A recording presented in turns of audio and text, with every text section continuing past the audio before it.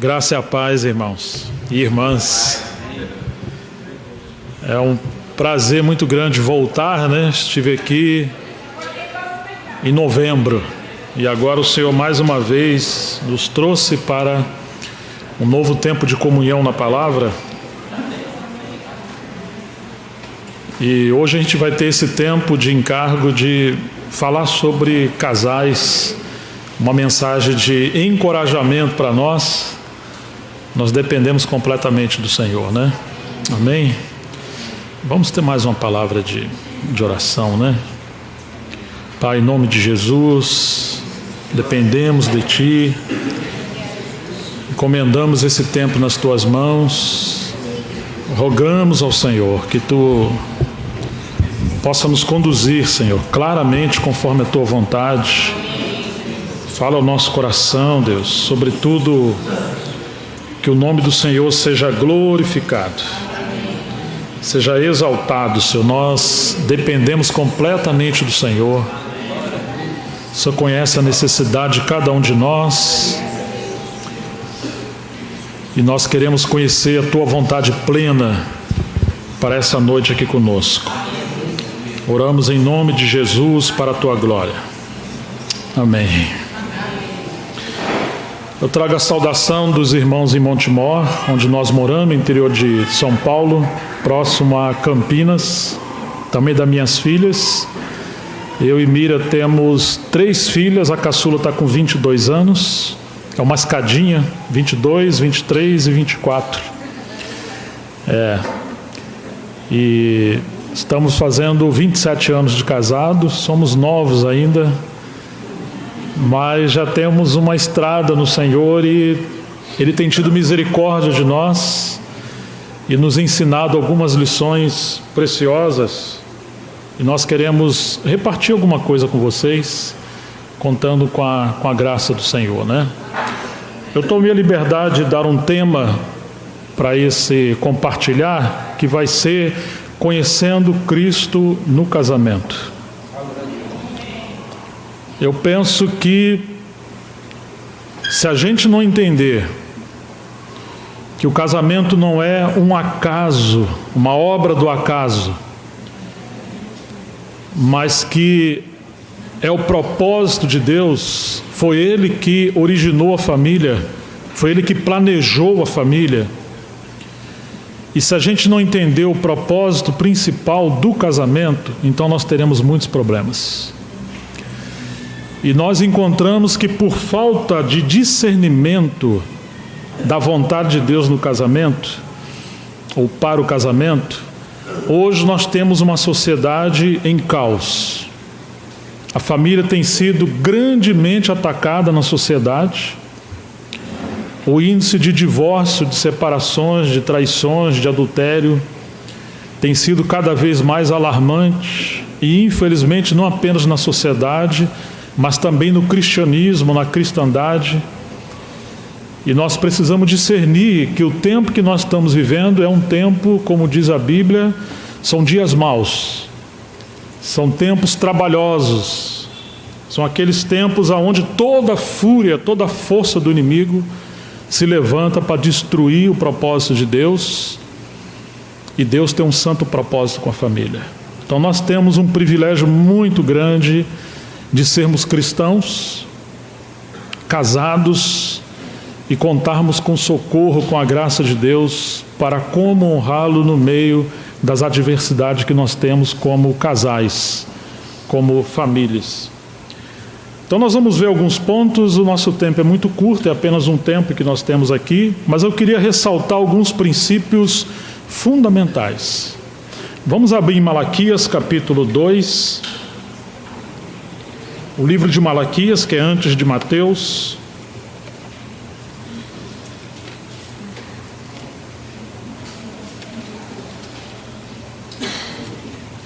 Versículo 14.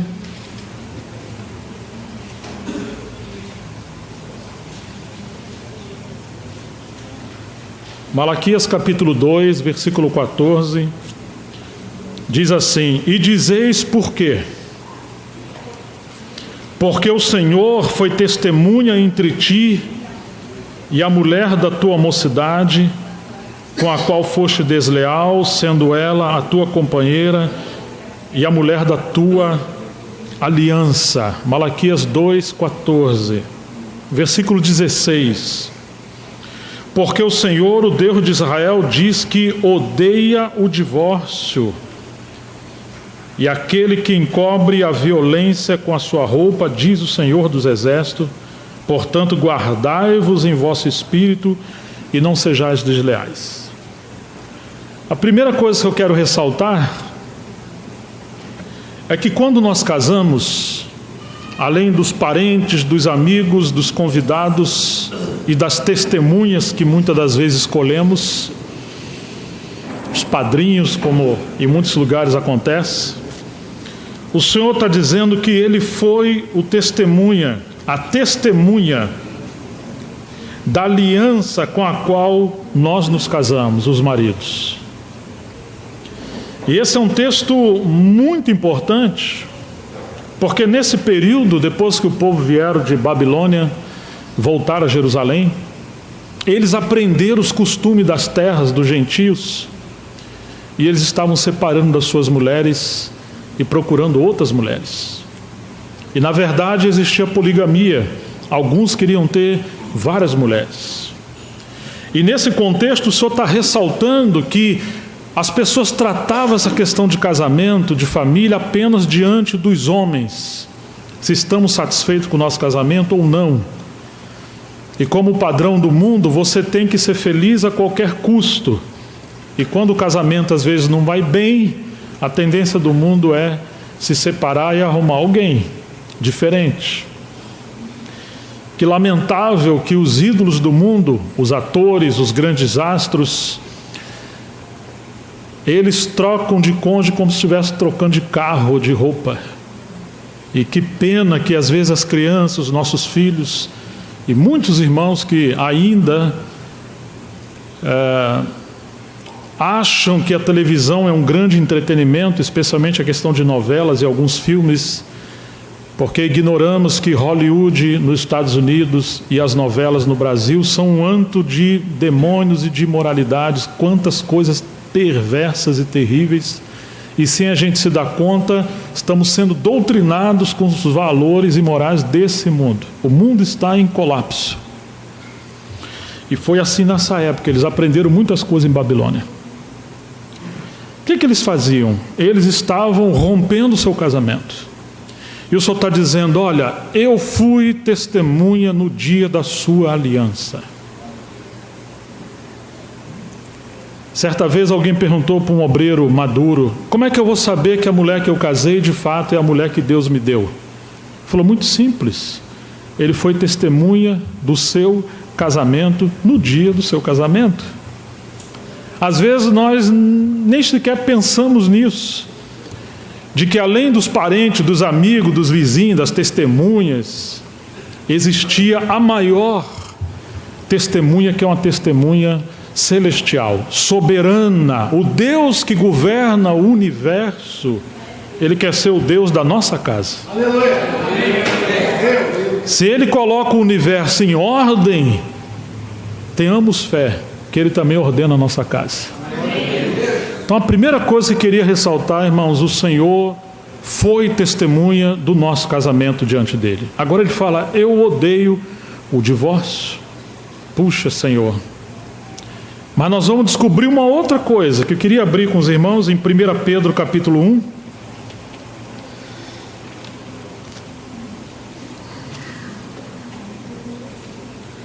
Primeira epístola de Pedro, o capítulo 1, versículo 18, que nos diz: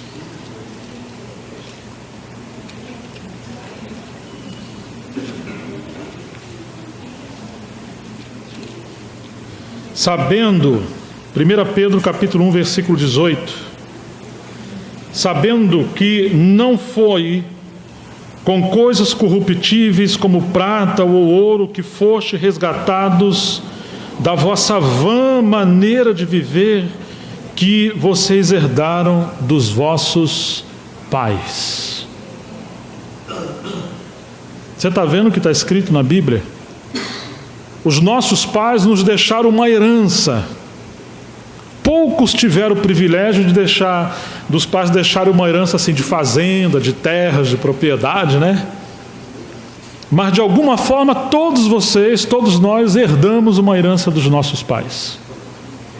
O problema é que a Bíblia está chamando isso de uma vã maneira de viver, uma fútil maneira de viver, uma herança negativa. Pedro está se referindo àqueles que não conheceram o Senhor, foram criados numa cultura pagã, e agora, quando creram em Cristo, vieram pela fé, caminhar no Evangelho, eles foram comprados, versículo 19 diz que eles foram comprados com o precioso sangue de Cristo, em relação à salvação. Mas a herança que nós recebemos dos nossos pais são muitos princípios, muitos costumes, muitas maneiras que infelizmente não eram pautados pelos princípios de Deus na sua santa palavra. Em outras palavras, irmãos, nenhum de nós fomos preparados para o casamento. Você colocaria o seu filho para fazer uma cirurgia com alguém que se diz um médico, que não estudou cerca de 5 anos na medicina, numa faculdade, fez uma pós-graduação, especialização? Se você perguntasse, você é um bom médico? Ele falou, olha, mais ou menos. Você não daria seu filho. Imagine se ele fez todo o curso de universidade, mas ele só tirava a média, 5. Se a nota é de 1 a 10, só tirava 5. Vamos dizer assim, é meio médico. Você teria liberdade de dar seu filho para uma cirurgia? Não. Você viajaria num avião que o piloto não tivesse concluído o seu curso, não fosse devidamente capacitado, preparado, estudado para isso? Não. Até num carro que vamos dirigir, a pessoa tem que ser treinada, fez curso, tem um mínimo de preparo. Oh, irmãos, em tudo nós fomos preparados. Ou pelo menos em quase tudo que vamos fazer na vida. Mas infelizmente nós nos casamos sem sermos preparados para o casamento. E pior, nós herdamos uma vã maneira de viver. E pelo incrível que pareça, ainda que a Bíblia diz, deixará o homem seu pai e sua mãe, unir-se à sua mulher, e os dois serão uma só carne. Muitos dos homens não deixaram seus pais e mãe. Mas mesmo quando deixaram seus pais e mães e vão viver em outro lugar, nós não entendemos isso. Mas psicologicamente nós trazemos os sogros para dentro da nossa casa. Nós vivemos por muitos anos com nossos pais, então nós herdamos muitas coisas na nossa mente, no subconsciente, nos nossos costumes. Aquele filho que não honrava a mãe, você acha que ele vai honrar a esposa? Ou aquela esposa que não honrava os seus pais, você acha que ela vai honrar o marido? E quantas manias nós herdamos dos nossos pais. E agora nós nos casamos e estamos na fé. Parece-me, numa liberdade que eu vou falar, parece-me que Deus tem 2 armadilhas para você e para mim: casamento e igreja. Todos nós queremos casar para ser feliz. E todos nós procuramos uma assembleia de irmãos para congregar. Opa, agora eu achei aqui uma igreja, vamos dizer assim, que rapaz, parece que aqui está muito bom. No começo, as coisas são assim. Mas se você casou para ser feliz, então começará os problemas no casamento. Porque o segredo da felicidade do casamento não é você querer ser feliz, mas é querer fazer o outro feliz. Eu tenho 3 meninas. A hora que você encontrar um rapaz que falar que quer casar com você para ser feliz, você sai correndo. E eu tinha um Rottweiler lá em casa, se eu estiver perto eu solto em cima. Porque o mundo é assim, ele quer que o universo gire em torno dele. Então ele vai querer casar com uma mulher que ela vai ser a sua empregada, o seu objeto de prazer, e etc, etc, etc. Ou seja, é dele, por ele, para ele, são todas as coisas. E ela também. Então, quando agora os seus desejos de prazer, os seus desejos de felicidade não estão sendo atendidos, e nós descobrimos, a mulher começa a ver que aquele rapaz que até então parecia ser um príncipe, agora parece mais um dragão, e ela que era uma princesa, meu Deus, mas não é tão bem uma princesa. Começamos a perguntar, será que casamos com a pessoa correta? Será que o meu casamento foi de Deus? É muito estranho que, frequentemente, conversando com irmãos casados, eles têm essas dúvidas. Eu acho que eu não casei com a pessoa correta. Nós somos totalmente diferentes uns dos outros. Meu marido não acha uma chave. Se eu tirar a chave dali e botar ali, acabou. Ele vai procurar a casa inteira e não acha. Mas isso não é privilégio só seu não, sabe? Acho que todos nós homens somos assim, viu? Fique tranquilo. Quando eu era jovem, falaram para minha esposa, tadinha, e ela acreditou. Casa com Gerson, que ele é muito amado. Sem perceber, os irmãos mentiram para ela, porque ninguém tinha casado comigo. Eu poderia ser um amado irmão, mas amado esposo não. E eu também acreditava que era uma pessoa muito amada. E também falaram que ela era uma pessoa muito querida, que eu deveria casar com ela. Nós nos casamos muito cedo. Ela tinha 23, eu tinha 25. Eu me lembro que um belo dia eu estava discutindo com ela, por causa dessa vã maneira de viver. Nós tínhamos muitos costumes que herdamos dos nossos pais. E eu queria que ela mudasse algumas atitudes dela. A gente não se entendia em algumas coisas. Até então eu achava que era uma pessoa muito amada, mas eu não sabia que eu era muito machista e legalista. Eu só fui descobrir depois que me casei. Ou seja, o casamento também é um instrumento que Deus usa para revelar vários aspectos interiores de nossa vida que nós não conhecemos. Nós só vamos conhecer quando estivermos vivendo uma vida a dois. E quando eu estava discutindo com ela, ela ficou em silêncio. De repente eu virei, ela estava de joelho dobrado na beira da cama, cobriu a cabeça com o véu, em sinal de que se separou para Deus. Eu fiquei mais bravo ainda, porque eu não tinha acabado de falar. Homem raramente fala assim tudo, mas quando dana falar também, fica bravo, sai de baixo.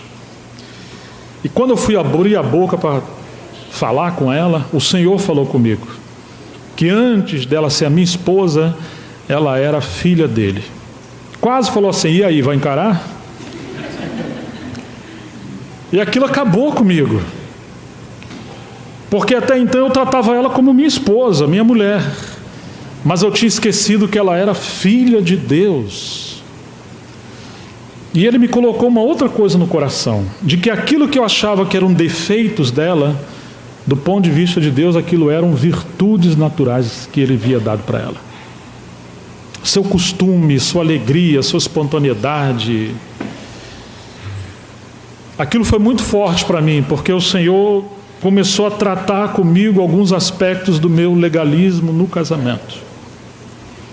E eu comecei a entender que não poderia haver um relacionamento conjugal saudável entre nós se não discerníssemos Cristo no meio do nosso casamento.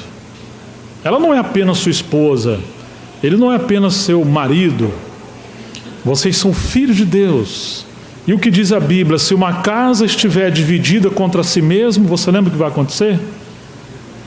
Ela vai ruir. O inimigo sabe como criar problemas na nossa família, no nosso casamento, para a gente ter confronto uns com os outros.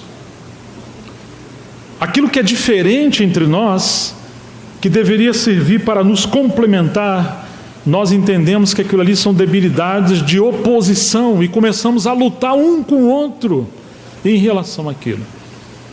E na verdade essas diferenças entre nós de comportamento, de pensamento, de gosto, de personalidade, são meios que Deus usa para complementar o casamento, mas também são meios que Deus usa para nos transformar. Oh, irmãos e irmãs, precisamos ver que antes de você querer ser feliz, entender que o casamento é um instrumento, é uma instituição de Deus para nos transformar à imagem do seu Filho. Não pensa que você casou com a mulher errada, ou que você casou com um homem errado. Nossa, mas ele é um cabeção. Pois é, mas você precisa desse cabeção, ou você precisa dessa esposa. Porque Deus fez assim no meio da adversidade, porque a obra dele é te transformar na imagem de Cristo. E agora nós vamos parar de lutar uns com os outros e orar para compreender com a graça de Deus como lidar com essas adversidades, porque nós estamos num processo de transição. Já viram quando a rua, às vezes tem uma placa, está cheia de buracos, os carros têm que passar com dificuldade, assim, desculpe, nós estamos em obras. Vocês já viram, né? De vez em quando a gente deveria colocar uma camiseta, desculpe-nos os transtornos, né? Estamos em obra, nós estamos em obra. Deus está trabalhando conosco. E Ele usa primeiramente e acima de tudo o casamento. Ah, irmãos, como nós precisamos ver que o Senhor está trabalhando conosco no meio do casamento, no meio da adversidade. Nós, quando somos imaturos, valorizamos coisas que não devemos valorizar tanto. Somos tão superficiais. E à medida que o tempo vai passando, vamos deixando as coisas mais superficiais e nos voltando para as mais centrais. E uma das coisas mais centrais está a família, está o casamento. Todo o trabalho, qualquer coisa que fizermos na vida, que estiver em desarmonia com o nosso casamento, não teremos a bênção de Deus ali. E nós precisamos considerar as coisas diante do Senhor.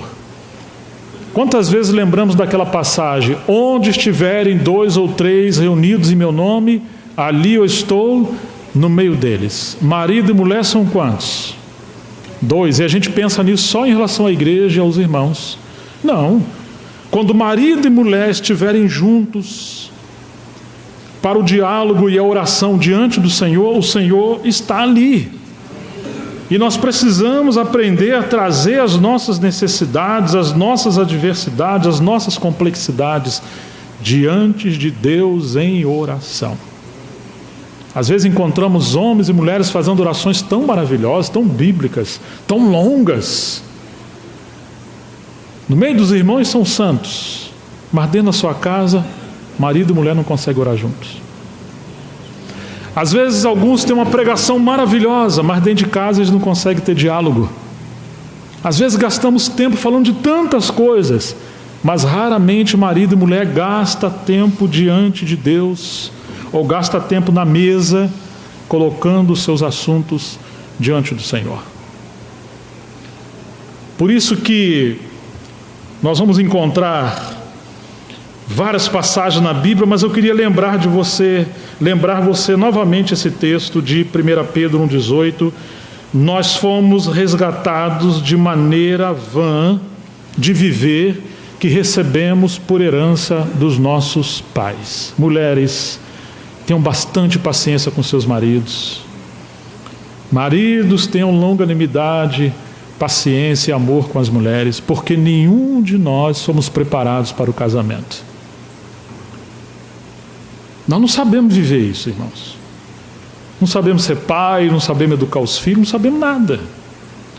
Nós carecemos da graça de Deus. Amém? E é interessante que eu só fui descobrir tanto aspecto negativo na minha vida e também algumas virtudes só depois do casamento. E eu ficava admirado comigo mesmo. De vez em quando ainda fico surpreso assim, porque é no relacionamento, no desenvolvimento que nós vamos descobrindo coisas em nós que nem nós mesmos sabíamos que era assim. Nós não tínhamos noção dessas coisas. Então nós ainda estamos nos descobrindo. Igreja e casamento e família são 2 meios que Deus usa para nos quebrantar e nos transformar. Muitas vezes a intenção de deixar o lar, ou deixar a assembleia que nos congregamos, é porque não discernimos a vontade de Deus na igreja e no casamento. Não, ali é exatamente o lugar que eu devo estar. Por quê? Porque a obra de Deus é me transformar. E nós vamos desonrar muito o Senhor se nós não entendermos o propósito dele no casamento, na família. Nós vamos lutar contra o Senhor. Muitos problemas nós vamos ter por quebrarmos princípios da palavra de Deus, e às vezes o Senhor vai ter que nos permitir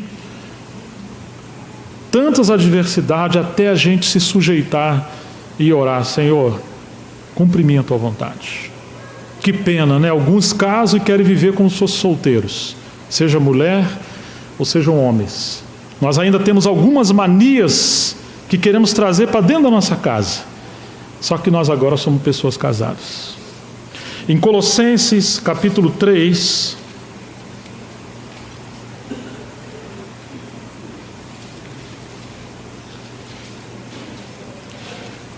versículo 18,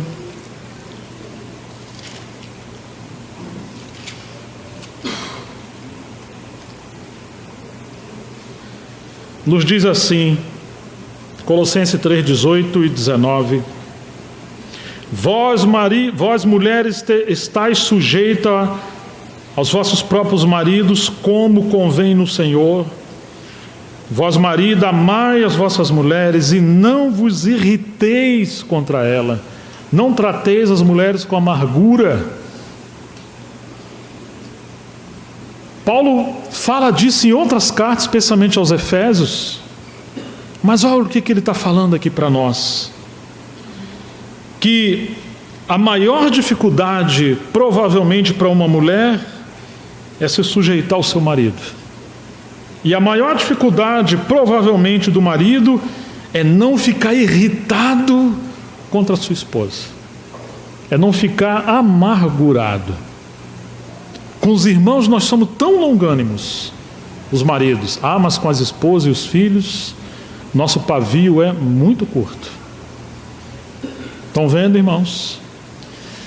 E o casamento é um meio do Senhor mudar. Mas a única maneira da esposa se sujeitar ao marido é quando ela entende que ela precisa fazer isso no Senhor. Por um lado, ela está se sujeitando ao Senhor quando ela se sujeita ao marido. Não é porque o marido é bom, mas porque essa é a vontade de Deus, esse é um princípio de Deus. E por outro lado, a maior dificuldade do marido em não amar a mulher, e agora o Senhor está falando para nós, marido, ame as vossas mulheres. A realidade do seu conhecimento que você tem de Deus é manifestado pela forma que você trata a sua mulher. Você pode fazer 5 cursos de teologia, você pode participar de todas as conferências, você pode ter uma biblioteca riquíssima. Você é o que você é dentro da sua casa, seja mulher, seja marido. É ali que nós revelamos a nossa personalidade. Nós somos o que somos ali dentro.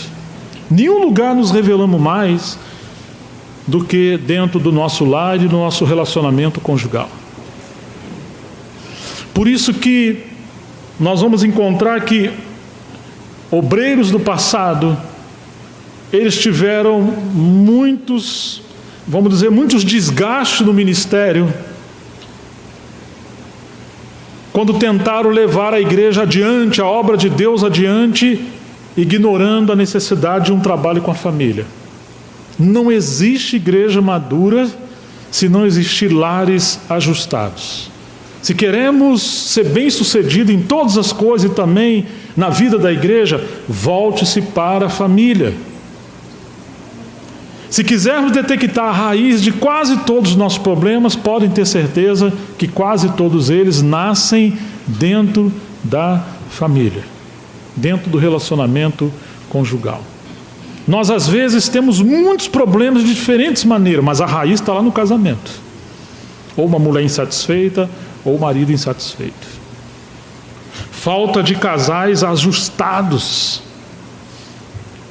Até a nossa oração, Pedro fala que a nossa oração pode ser interrompida. Deus não ouvia as nossas orações. Se o marido não estiver convivendo com a mulher, com discernimento e sabedoria no lar, dando honra à esposa como vaso mais fraco. E as orações passam a ser interrompidas. Que adianta querer ser um grande homem de Deus se isso não começar dentro da nossa casa? Paulo disse que a glória do marido, o que é? Ou a glória de um homem? Seu cartão de crédito, seu carro, sua casa, sua carreira profissional, seu ministério? Não. Qual é a glória dele? É a esposa. 1 Coríntios capítulo 11.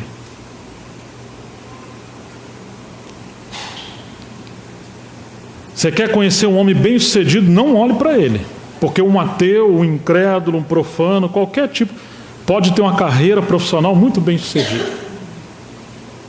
Mas um homem, segundo o coração de Deus, é um homem aprovado na sua casa. Olhe para a esposa dele. Se a esposa é uma mulher satisfeita em Deus e no seu casamento, provavelmente você tem um bom marido dentro do seu lar. Vocês querem achar essa passagem de Coríntios, né? Estou vendo todo mundo mexendo na Bíblia. Talvez os maridos vão pensar, rapaz, o irmão arrumou um problema para mim agora. 1 Coríntios capítulo 11, quando vai dizer que a mulher é a glória do marido. Vamos ver aqui.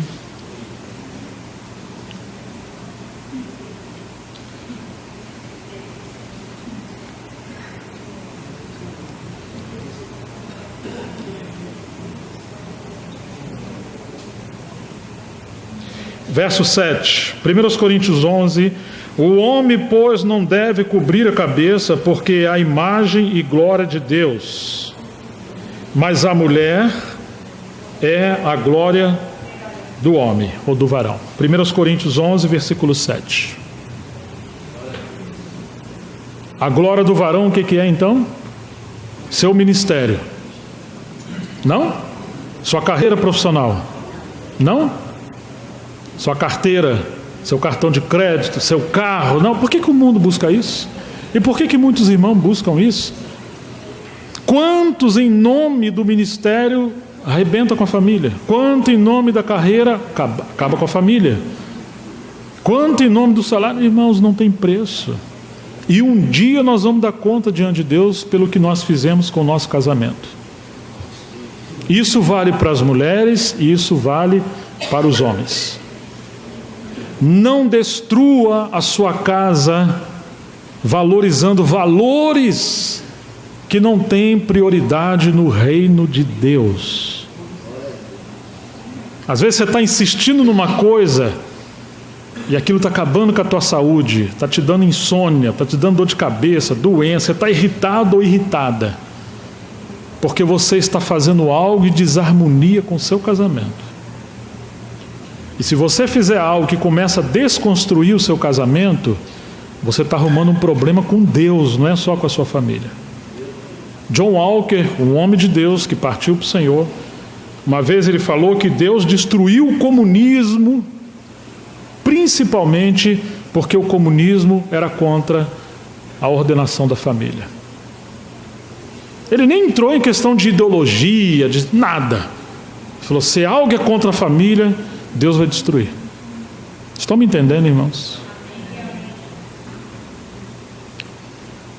Então, você quer encontrar um varão bem-sucedido? Olhe para a esposa. Vamos ver como está o nosso relacionamento. Claro, se a esposa não respeita o marido, se a mulher não se sujeita ao seu marido no Senhor, por mais que ele seja um homem de Deus, ela vai ser uma mulher amargurada. E Salomão, o sábio, disse que é melhor você morar num deserto do que com uma mulher rixosa e contenciosa. Sua reclamação vai ser como uma goteira na sua cabeça. Ninguém aguenta uma mulher rixosa e contenciosa, né? Então, queridos, esse texto, esses princípios que nós estamos vendo, isso salva o nosso casamento. Mas vocês lembrem-se, nenhum de nós somos preparados para o casamento. Por isso que nós precisamos ter compaixão, longanimidade uns com os outros. E o casamento, ele é primeiramente para a glória de Deus, e o casamento primeiramente tem relação com Cristo. Nós nunca vamos conseguir viver uma vida conjugal saudável se ignorarmos Cristo no casamento. Eu vou recitar alguns princípios que eu enumerei rapidamente, princípios que edificam o casamento.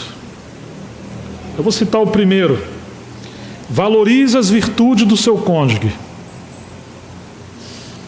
Nossa tendência qual que é, irmãos? Ver os defeitos do nosso cônjuge. Comece a valorizar os pontos positivos, a graça, as dádivas, os dons, as atitudes do seu esposo ou da sua esposa. Quando você começa a valorizar isso e reconhecer, e ser carinhoso ou carinhosa, isso desencadeia ternura, desencadeia amor, desencadeia um ambiente onde você planta e colhe. Em segundo lugar, ignore as fraquezas do seu cônjuge. Falei exato. Não tente mudar a tua esposa ou teu marido, você não é o Espírito Santo. E quanto mais você focar na debilidade dela ou dele, pior fica. Você acha que a pessoa que tem debilidade, ela não quer ser livre daquilo ali? Ela quer se livrar. Muitas das vezes somos envergonhados com as nossas debilidades. Pessoa que tem um gênio muito forte, pessoa que é amargurada, ou pessoa que tem depressão, pessoa que tem mania de tantas coisas. Nós não sabemos lidar com isso. Mas quando você fica ali, martelando naquele mesmo lugar, isso gera um caos tão grande, porque nem mesmo a pessoa sabe lidar com isso. É muito interessante que quando ministramos graça, valorizando as virtudes uns dos outros, essas debilidades começam a ser cobertas pela graça de Deus. Certa vez, eu considerando essa questão, o Senhor me fez lembrar essa passagem de Efésios, capítulo 5, que eu sei que todo mundo conhece. Mas vamos olhar uma coisa aqui.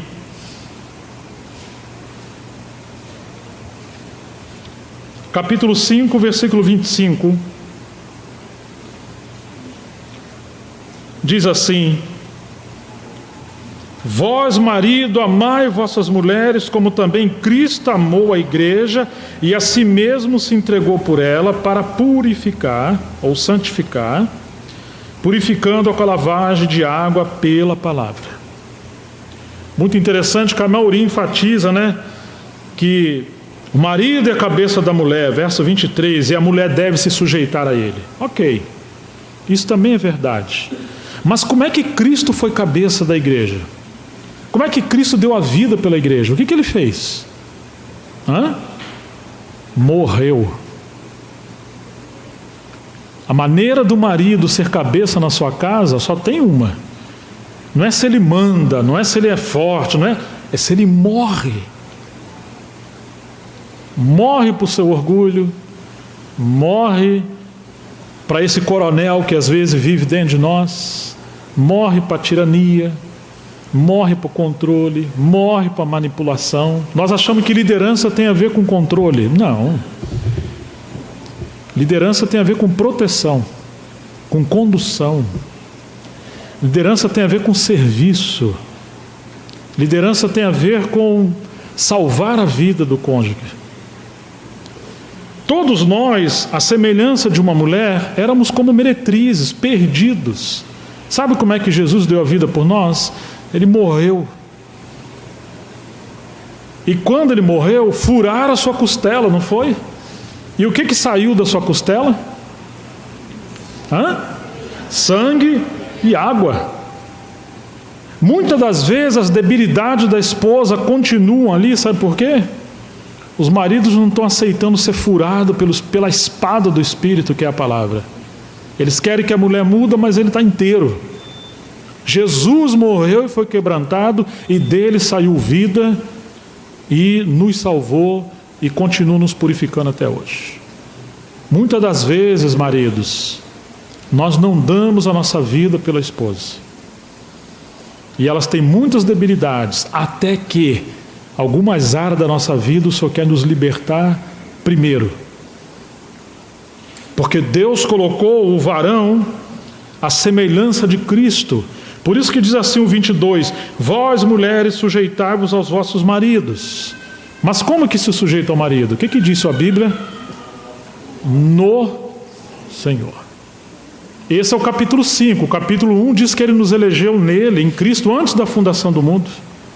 Capítulo 2 diz que ele nos deu vida.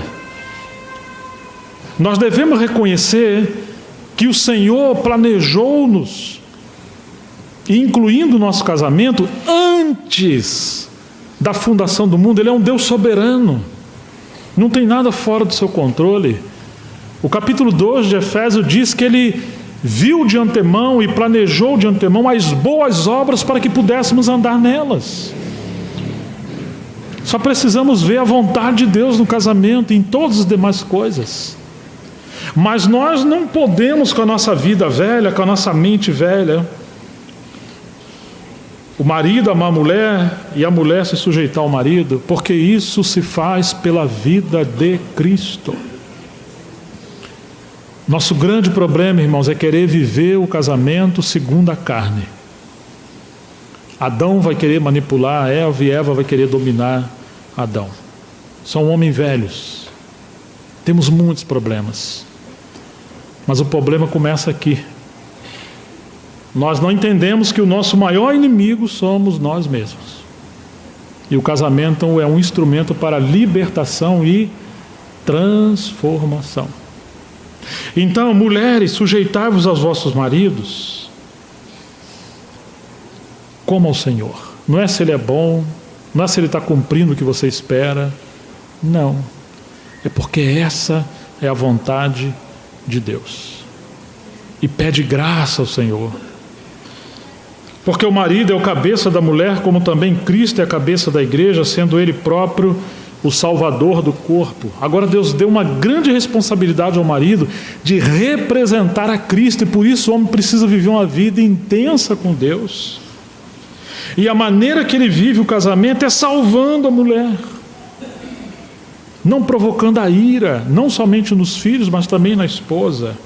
De sorte que assim como a igreja está sujeita a Cristo, assim também as mulheres sejam em tudo sujeitas aos seus maridos. Opa, em tudo sujeito aos maridos? Nós temos um grande problema, porque não é isso que nós aprendemos na sociedade, com os nossos pais, não é isso que vemos nos valores que essa sociedade apresenta. Se você trabalha, você ganha o seu dinheiro, você não tem que prestar conta ao seu marido. É assim que o mundo fala. Que cada um tem que ter o seu dinheiro para ter a sua independência. E quantos problemas nós temos por causa disso? Não. Nós devemos colocar nossas vidas diante do Senhor. E é claro, porque Deus fala para a mulher ser sujeita ao marido, agora o marido tem uma responsabilidade infinitamente maior. De não aproveitar desse princípio para ele manipular a esposa, mas para ele buscar a sabedoria de Deus em como conduzir o seu lar com respeito, com dignidade, com espiritualidade, porque antes de ser a sua esposa, ela é filha de Deus. E é para o Senhor que nos casamos e devemos viver o casamento. Amém, queridos? Discernir Cristo no casamento, ter comunhão uns com os outros e honrar uns aos outros por causa de Cristo que nos uniu. Vós, marido, amai as vossas mulheres, como também Cristo amou a igreja, a si mesmo se entregou por ela, para santificar, purificando com lavagem de água pela palavra, para apresentar a si mesmo igreja gloriosa. Se você quer que a sua mulher seja uma mulher gloriosa, madura, espiritual, vai ter que aceitar ser furado na costela e tem que sair água e sangue, perdão e vida. A vida que ela precisa para entrar no nível de espiritualidade, para compreender o Senhor, tem que vir da costela do varão. Claro que vem de Cristo, mas vem de Cristo através do marido. Eu achava que era o Espírito Santo que ministrava. Não, ele ministra. Mas lembre-se que o varão representa Cristo e a mulher representa a igreja. Estão me alcançando, irmãos? Deus é soberano. Ele vai usar os meios que Ele quiser, Ele faz do jeito que Ele quer, mas Ele nos colocou no casamento e ali não tem férias nem folga. Claro que às vezes dá vontade de enforcar, né? De vez em quando. Mas lembre-se que você ama ela, ou serve a ela e ela a Ele, mas a Cristo. É no Senhor. É por amor ao Senhor. Assim devem os maridos amar suas próprias mulheres. Interessante, né? Amar suas próprias mulheres, porque com os outros, com as outras, irmãos, irmãs, patrão, patroa, nós somos tão carinhosos, tão corteses, tão educados, né? Tem encontrado irmãos que às vezes chegam no restaurante, vem uma garçonete, minha querida, tudo bem? Eu falo, mas eu não vi você chamando a sua esposa de querida. Meu bem, meu bem. Então nós às vezes somos assim. Mas aqui diz assim: assim devem os maridos amar as suas próprias mulheres. Estão vendo, irmãos? Como é que o Espírito Santo faz conosco? Que não passa nada, né? Está tudo aqui, ó. Como a seus próprios corpos. Quem ama a sua mulher, ama-se a si mesmo, porque nunca ninguém odiou a sua própria carne, antes a alimenta e a sustenta, como também o Senhor o faz à igreja. Agora o marido sustenta e alimenta pela oração, pela comunhão, pela palavra, em todas as coisas. Se falta vida, se falta ajuste, essa é a função do marido. Mas hoje na sociedade nós temos inversões de valores e infelizmente isso está na igreja. Em muitos lugares as mulheres são mais espirituais que os homens. As mulheres não querem governar a sua casa. Mas às vezes se elas tirarem a mão de algumas coisas, a casa cai. Homens que foram mimados pelas suas mães e hoje não sabem fazer nada. São meio homem, meio banana. Falta liderança, irmãos. Havia até para trocar um chuveiro tem que pagar um eletricista. Como não você viu isso, cara? O homem não tem ferramenta em casa. Eu venho de uma outra geração, né? Hoje tem chamado marido de aluguel, né? Não tem problema você contratar um caso de um eletricista, fazer. É diferente. Mas marido de aluguel, o que significa? Meu homem não vale nada, meu marido, e eu tenho que chamar um homem aqui em casa para fazer as coisas que ele não faz, cara. Ele sabe ver futebol, televisão, filme, mas não vale nada.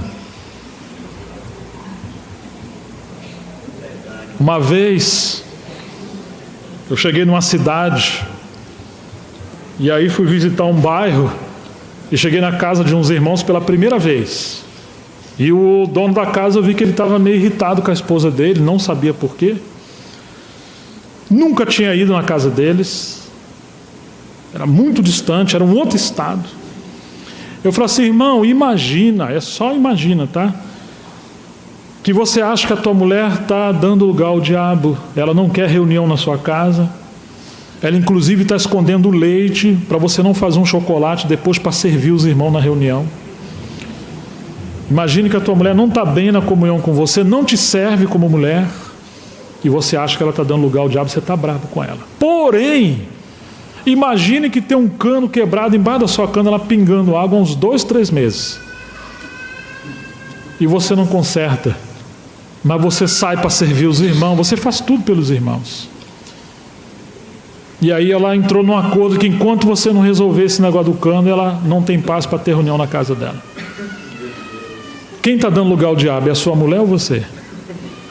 Eu falei, que é isso, irmão? Eu falei, não, é só uma ilustração, imagina. Eu fui embora. Pegamos o carro. Aí o celular tocou do irmão que estava dizendo, e eu ouvi, né? Ô irmão, você não pode falar a vida da gente para um irmão estranho. Falou, mas que irmão estranho, que vida da gente? Olha, eu estou com um cano quebrado embaixo da pia aqui. Faz 2 meses para 3. A mulher não quer reunião e esconde o leite para não fazer chocolate do jeito que o irmão falou. Fala, mas não fui eu não estou sabendo de nada. A Bíblia fala em Mateus 10 que o Senhor enviou de 2 em 2 para pregar o Evangelho e fala, quando vocês forem para o lugar, procurem casas dignas. E naquelas casas dignas vocês ficam ali para pregar o Evangelho. Irmão, o Evangelho não vai adiante porque a nossa casa está desordenada. Relacionamento com marido, mulher, mulher e marido. Mulheres que honram mais os filhos do que o marido. Mulheres que às vezes colocam o seu filho para dormir no meio da cama entre marido e mulher. O marido perde o direito da intimidade porque tem um gorila no meio do casamento. Marido que vai trabalhar enquanto as mulheres cheirosinhas, bonitinhas lá no trabalho, e chega em casa, as mulheres não se cuidam. E depois quer saber por que as coisas não andam bem. Irmãos, tem muitas coisas para o Senhor mexer conosco. Nós temos que voltar para as nossas casas. Amém? Vamos orar. Saber o que está acontecendo. A gente estava servindo pastores num outro estado, a Miriam estava comigo. Aí chegou uma irmã uma senhora, falou, irmão, tá vendo aquele homem lá pregando, dando um murro lá no púlpito? Falou, ah, sim, é meu marido. Ah, sim. Prega bem, né? Tá fervoroso. Então, faz 6 meses que não tem festa no nosso barraco lá. Entendeu?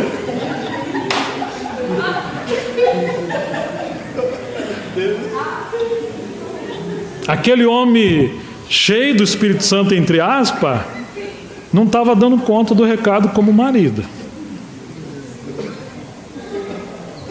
E o outro extremo é que o outro queria todo dia ter festa no barraco, mas já está com 50, quase 70 anos, não tem problema se tem saúde, né? Que bom que tem saúde, graças a Deus, né? Mas às vezes tem que ter flexibilidade, a patroa não está disposta para tanta velocidade assim. E às vezes não tem sabedoria dentro do lar. Nesse período, aí nós colocamos uma caixinha de pergunta e resposta. Rapaz, era cada pergunta, ainda bem que não colocaram o nome, é cada um pior do que a outra, né? Mas são perguntas necessárias, que se tiver que falar publicamente, não vai falar. Tem que ser assim, põe uma letrinha disfarçada que não é a sua, ou traz de casa digitada que ninguém sabe de quem é, e põe na caixinha se ninguém vê. Tem umas perguntas bem pesadas. Mas o Senhor sabe. Então, queridos, essa questão, ela precisa ser essas coisas precisam ser encaradas no nosso casamento, né? Precisa ser encarado no nosso casamento. Você lembra o que diz 1 Coríntios capítulo 7? Qual é o assunto? É sobre o quê? É casamento. Mas fizeram umas perguntas a Paulo, não foi? Nós já estamos remando para o fim. Vou tentar usar mais alguns minutos de forma objetiva. Ora, quantas coisas que me escreveste. Então eles também tinham muitas perguntas para fazer a Paulo. 1 Coríntios 7, verso 1. Bom seria que o homem não tocasse em mulher. Eu falei para você, não casa. Quem casa faz bem, quem não casa faz melhor. Mas por causa da fornicação, 1 Coríntios 7, 2, cada um tem a sua própria mulher e cada mulher tem o seu próprio marido. Ou seja, se não tem o dom de ficar solteiro, o que tem que fazer? Casa.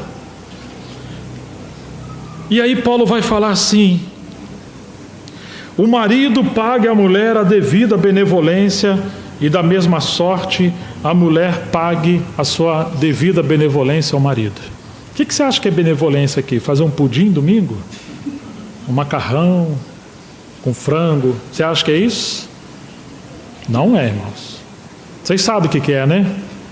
Ele está falando da vida sexual saudável, que infelizmente para muitos isso é um tabu, mas isso é uma bênção que Deus colocou no casamento para ser desfrutado por marido e mulher. Do homem servir a esposa servir ao marido. A mulher não tem poder sobre o seu próprio corpo. Que conversa é essa? Que enquanto você não comprar aquilo, nós não vamos ter mais intimidade. Aquela desculpa, está todo dia com dor de cabeça. Está indisposta. Eu sei que existem problemas. Eu sei que existe debilidade da saúde. Mas, irmãos, muitas das vezes nós defraudamos o direito do cônjuge como uma forma de manipular, seja o marido a mulher ou a mulher ao marido. Marido e mulher têm que cuidar da sua saúde para você dar conta do recado e ser bem-sucedido na sua vida íntima.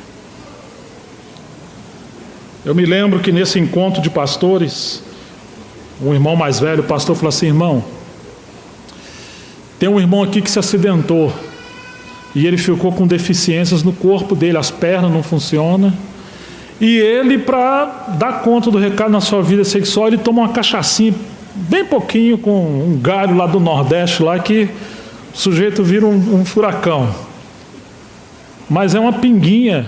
Eu estava pensando em pedir ele para parar, porque crente não deve beber. Eu falei: rapaz, já perdeu as pernas, perdeu a carreira, perdeu tudo, a única coisa que sobrou você quer tirar dele?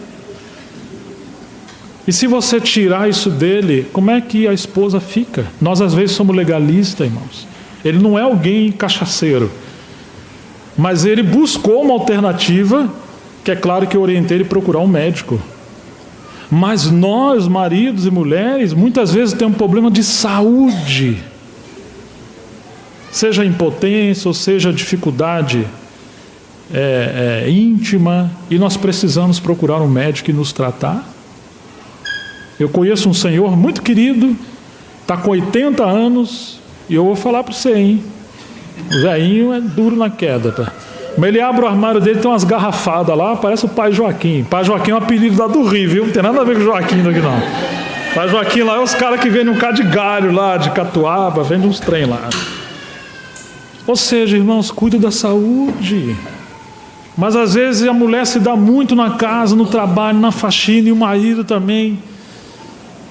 E aí a gente ignora essa responsabilidade maravilhosa, saudável, de nós sermos bem-sucedidos também nessa área. A mulher não tem poder sobre o próprio corpo, mas tem o marido. E também da mesma sorte, o marido não tem poder sobre o seu próprio corpo, mas tem a mulher. Não vos priveis um do outro, senão por consentimento mútuo, em acordo por algum tempo, para vos aplicardes ao jejum e à oração. E depois ajuntai-vos outra vez, para que Satanás não vos tente pela vossa incontinência.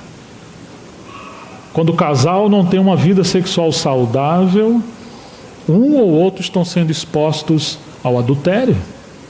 E esse é um dos problemas graves que nós encontramos. Que essas coisas são ignoradas e não há um diálogo mútuo entre marido e mulher, e mentoria e apacentamento. E às vezes muitos problemas que nós temos, a raiz está aqui. Então esse é um princípio importante da gente envelhecer com saúde, com qualidade, com vida. Claro que o casamento não se resume a só isso, mas isso aqui é uma coisa importante, que ela vai desencadear uma série de outros ajustes psicológico, saudável, de vida, de sono, de tudo, de todo estado humano. O Senhor colocou esse aspecto da vida íntima como um princípio, que isso também representa a nossa vida como Cristo e a igreja, marido e mulher. Não queira ser muito espiritual ao ponto de ignorar a nossa humanidade. Eu venho de uma época que algumas coisas me marcaram muito. Uma é que eu me envolvi com um grupo de irmãos que eles queriam ser tão santo, que tinha que ficar uns 15 dias antes da ceia sem marido e mulher dormir junto. E quando às vezes eu dormir junto, tinha que dormir de roupa, porque vai que um anjo aparece e o cidadão está nu, ou a esposa está nua. Então não podia nem tocar, e se dormisse junto tinha que ser de roupa. Depois eu passei a ajudar algumas assembleias num outro estado, que eu raramente menciono o nome para não expor, isso já faz uns 20 anos. A irmã falou: Gerson, as irmãs estão vendo um anjo. Quando às vezes vai ter intimidade, aparece um anjo, fala: epa, psh, hoje não. E é só as mulheres que vê, o homem não vê. E eu visitei uma casa que tinha um rapaz novo, muito bem de vida, ele tinha uma empresa, ele não era cristão não, mas tinha reunião na casa dele, ela era uma irmã, e ele me respeitava. Falou assim: irmão, eu estou com a raiva desse anjo tão grande, porque eu tenho 30 anos, eu estou procurando ser fiel à minha mulher, mas lá na empresa tem umas meninas lá que tá em cima.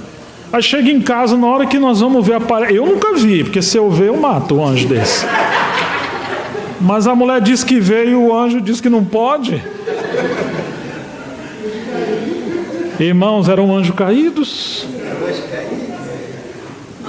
Porque Paulo diz que alguns apostatariam da fé, dando ouvido à doutrina de demônios e a espíritos enganadores que iriam proibir o casamento. Sabe quem que quer proibir essa vida íntima? Você acha que é o Espírito Santo? Não é, irmãos. Os dois seriam uma só carne no Senhor. Então nós fomos crescendo muito novo, servindo no ministério. Nós temos visto muitas coisas estranhas, porque não encara com humanidade, com santidade, como bênção de Deus, esse aspecto da vida íntima. Então assim, não se separa muito não, para que Satanás, final do verso 5, não vos tente pela vossa incontinência. Então, queridos, esse é um ponto muito importante. Nós já mencionamos que uma casa dividida contra si mesmo não vai prevalecer. Deus é um Deus de família. Quando Ele chamou Noé para edificar uma arca, Ele chamou Noé com a casa dele. Quando Ele falou para Abraão sair da sua terra e da sua parentela, Abraão foi peregrinar e depois com Sara. E ele peregrinou também com seus filhos. Deus escolheu Abraão porque Abraão iria ordenar a sua casa. Ou seja, Deus espera que a família seja ajustada para servir a Deus. Ainda que os encargos são diferentes, a medida espiritual sejam diferentes, mas Deus colocou a mulher para ser a ajudadora do marido. E qual é um dos problemas da sociedade hoje? Uma inversão de papéis. As mulheres querem que o marido seja ajudador delas, elas sejam cabeça e os maridos sejam os que estão seguindo as mulheres. Não, irmãos. Claro que uma mulher vai ter dificuldade de seguir e de ser colaboradora de um homem que não conhece a sua responsabilidade, a sua missão em Deus. Muitas das vezes os maridos não são espirituais. Mas nós precisamos crer que o Espírito Santo quer ajustar a nossa família, quer ajustar o nosso casamento. Houve um tempo que uma família convidou a mim e minha esposa. Eles começaram a congregar conosco, falou: irmão, vá lá em casa. Nós não podemos nem visitar os irmãos e nem receber irmãos lá em casa, porque nossa filha não para. Chora e arranha as coisas, e rola no chão, e mexe em tudo, e a gente gasta lá um dinheiro alto na farmácia. A menina está impossível, uns 3, 4 anos. Fomos lá. Eles abriram a situação, e a gente queria que o irmão orasse e pusesse as mãos na nossa menina para repreender essa inquietação. Falei: antes de avançar, eu queria fazer uma pergunta para vocês. Quem governa essa casa? Ele parou, falou: mas como assim quem governa essa casa? Falei: então eu vou perguntar de outra maneira. As decisões que vocês vão tomar na família giram em torno de quem? Se vocês vão receber pessoas, se vocês vão sair, se vocês vão no mercado. Aí apontou assim: é a criança. Eu falei: opa, se tudo que vocês fazem aqui, o centro da atenção é a criança, tem uma inversão de valores.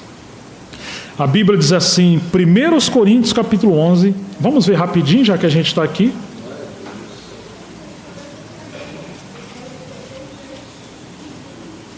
Sede meus imitadores, como também eu de Cristo. Louvo-vos, irmãos, porque em tudo vos lembrais de mim e retendes os preceitos como vou-los entreguei. Tudo bem, vocês estão guardando as tradições, tá legal. Mas quero que saibais que Cristo é o cabeça de todo homem, e o homem é o cabeça da mulher, e Deus o cabeça de Cristo. Você está vendo o que a Bíblia está dizendo? Deus é o cabeça de Cristo, Cristo é o cabeça do homem, e o homem é o cabeça da mulher, e os dois devem governar os seus filhos. Falei, quando um homem não governa a sua casa, e ele agora se torna os filhos precisam saber quando o pai está chateado, quando o pai está zangado, mesmo que ele fique irado, a Bíblia não proíbe você irar. Irai-vos, mas não pequeis. Deus se irou e quis acabar o mundo várias vezes no Velho Testamento, por causa da indignidade, da rebelião e da desobediência. Eu acho que muitos de nós aqui viemos de uma época que só o olhar do nosso pai fazia a gente tremer. Não precisava nem falar nada. Meu pai, quando olhava para mim, Deus me livre. Imagina, papai estar conversando com alguém, eu passava por fora, não passava nem na sala. Ai de mim parar na sala, ai de mim passar no meio da conversa. E se eu olhasse pela janela, eu sei que depois ele ia chamar minha atenção e às vezes vinha a vara. E hoje, irmãos? Hoje os pais falam várias vezes com seus filhos, é um tempo difícil, muito difícil. Os pais têm que dar um celular, alguma coisa para subornar os filhos. Se meu filhinho obedecer, eu prometo que eu... Não, você está subornando seus filhos, falta de autoridade, falta de oração, falta de ser um homem sério, uma mulher séria. E às vezes a mulher entra na frente dos filhos para ser advogada dos filhos e quebra a autoridade dos pais. Trata isso lá no quarto. Bem, eu acho que você exagerou, você foi duro, você falou, mas fala com ele lá no quarto, não fala na frente dos seus filhos, você vai quebrar a autoridade do marido. Há muitas pesquisas na área da sociologia. Os filhos que não são corrigidos pelos pais são filhos fracos, melancólicos e deprimentes. E eles acabam entendendo que seus pais não os amam. Muito índice de suicídio, de depressão, vem lá do berço. Os filhos mais amados são os filhos que os pais amam, e quando você corrige, ele entende que você protege, que você cuida. Teve alguém que foi para a cadeira elétrica nos Estados Unidos certa vez, ganhou pena de morte. O último desejo dele foi ver a mãe. E quando a mãe foi ver, ele pediu para dar um beijo na mãe. Quando a mãe colocou o seu rosto, ele agarrou o rosto dela e mordeu de querer arrancar o pedaço. Falou, eu estou morrendo, mas isso aqui é para a senhora lembrar que se a senhora tivesse me corrigido com vara quando eu era criança, eu não tinha cometido tantas coisas erradas que eu cometi. Porque não foi corrigido, eu não consegui mais controlar esse ímpeto mal que eu tenho. Claro que ele não pode botar a culpa sobre a mãe, mas esse é um princípio. Então hoje, irmãos, quantos problemas nos lares, porque o centro são os filhos. Às vezes os maridos e mulheres vivem tanto para os filhos, que quando os filhos casam, eles dois não sabem nem viver juntos, porque eles não cultivaram vida junto. Desde pequeno, nossas filhas, nós criamos assim, olha, seu pai está saindo com a sua mãe. Nós vamos também? Não, hoje não. Mas por que não? Porque hoje é só eu e ela. Onde nós vamos? Não vou falar. Filho não tem que saber de tudo, tem hora que você tem que botar limite. Eu vou também. Aí, primeira vez que a minha menininha do meio estava na padaria, viu uma criança se jogar no chão, fez birra, a mãe foi lá e comprou um doce. Aí minha filha viu aquilo, chegou em casa, quis fazer birra, eu peguei o cinto e dei umas lambadas. Eu falei, você quer chorar? Você quer um motivo para chorar? O pai vai dar, e deu umas 3 lambadas. Nunca mais fez pirraça. E quando começar a falar, você quer um motivo para chorar? Ué, não está doente, já comeu, está saudável, por que você vai chorar? Não está doendo. Então tem muita família manipulada pelos filhos. Muitos casais com problemas, porque as mães são advogadas dos filhos, ou os pais não têm tempo para dialogar com os filhos, e aí só vai tentar resolver os problemas em casa com ira, quando já estourou como um vulcão em erupção. Irmãos, me lembro que quando sentamos uma vez com as nossas meninas, hoje é uma reunião de família, vocês podem falar tudo que vocês quiserem. Aí minha filha olhou, não vai ter retaliação? Não vai ter? Não, pode falar tudo, pode. Olha, pai, pode falar. Pai, eu acho que o senhor é muito duro naquele dia e tal. Eu falei, é mesmo, pai, aquele dia. E elas estavam certas. E aquela reunião foi até umas 3, 4 horas da manhã, todos nós choramos, nos arrependemos e oramos. Precisamos abrir o coração uns com os outros. Ter um ambiente de família. Um dia eu peguei minha nega, botei no meu colo, falei, bem, fala tudo que eu faço que te irrita, que te chateia, que te perturba, que te deixa... Ela olhou, o que aconteceu com esse homem? Tá vendo um anjo? O que tá... Não apareceu o anjo não, minha filha. Eu tô querendo acertar a vida com Deus, né? Já que no braço o negócio não está resolvendo, então... Não, pode falar, não vai ter problema. Ela começou a falar, irmãos, era tudo coisa que eu achava que estava fazendo o melhor possível. E não estava. Depois ela falou assim, agora você fala para mim. Eu olhei, pode falar. Eu falei, olha, essa atitude sua, esse comportamento, essa teimosia, isso. Não dá, filho, isso aqui tem... E nós reconhecemos que tinha área em nossa vida que nós sabíamos que estávamos errados. E a gente não dava nome ao nosso pecado, não tratava na raiz do problema. Quando nós falamos a verdade em amor, que tinha área na nossa vida que nós não conseguimos nos libertar, passamos a orar e respeitar uns aos outros. Muitas dessas áreas o Senhor foi nos lavando, nos limpando. Algumas coisas que achávamos que aquilo era um grande problema, na verdade não era.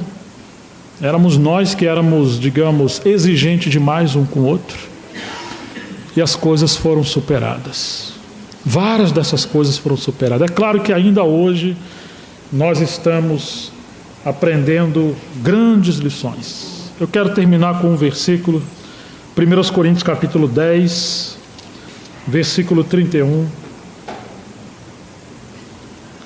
Portanto, quer comais, quer bebais, ou façais qualquer outra coisa, fazei tudo para a glória de Deus.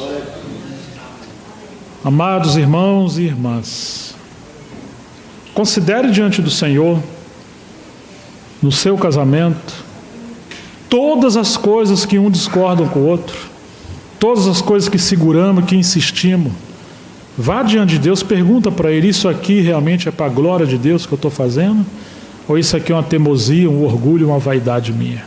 E às vezes são coisas boas, mas nós temos que abrir mão dos nossos interesses, cada um, para cuidar do interesse do outro. A vida do casamento é uma vida de dar a vida um pelo outro. E só há felicidade quando você passa a focar a felicidade do outro. A felicidade de um homem se dá quando ele esquece da sua própria felicidade. E ele passa a viver para fazer Deus feliz, no sentido de agradar a Deus e agradar as pessoas que Deus colocou vinculadas conosco, a esposa, o marido, os filhos e os irmãos. O egoísmo, ele é a raiz das maiores tragédias da nossa vida. Então, queridos irmãos, nós terminamos por aqui. Como eu falei, é só um tempo. Mas eu espero que tenhamos tocado em pontos que, pelo menos, o Espírito Santo possa levar para a gente confrontar nossa consciência. E olha, se quer um conselho, gaste tempo no diálogo, gaste tempo conversando, tome café demorado, saia junto, ande junto, caminhe junto, faça o máximo que puder para estar juntos. Volte a brincar, volte a seduzir no bom sentido, a paquerar, volte a surpreender a sua esposa e o seu marido.